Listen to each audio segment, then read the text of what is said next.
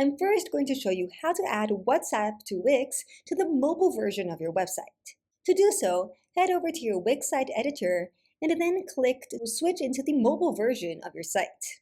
Once you're here, click on the three little dots on the bottom right to access the Quick Action bar.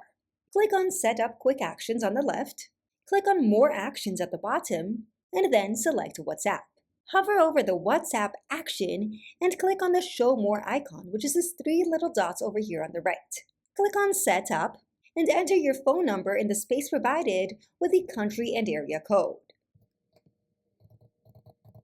Once you're done doing so, click on Done at the bottom. Now let's head over to the desktop version so I can show you how to link a button on your Wix website to your WhatsApp. To do so, click on Add Elements from the left-hand side panel, click on Button, and then add a button of your choice. For example, you can select an icon button and then select this one over here which has a phone number. Make sure that you add it to the right section of your page. From its individual toolbar, click the link icon and then click on Web Address.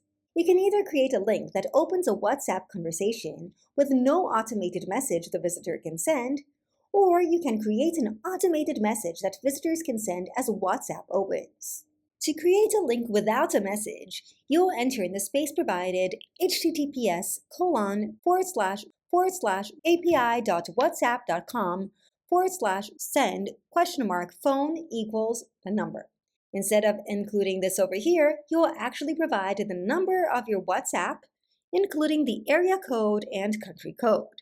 Make sure to omit any zeros, brackets, or dashes when adding the phone number. If you want to create a link with a custom message instead, you will insert this URL over here, which is https://api.whatsapp.com/send?phone equals number.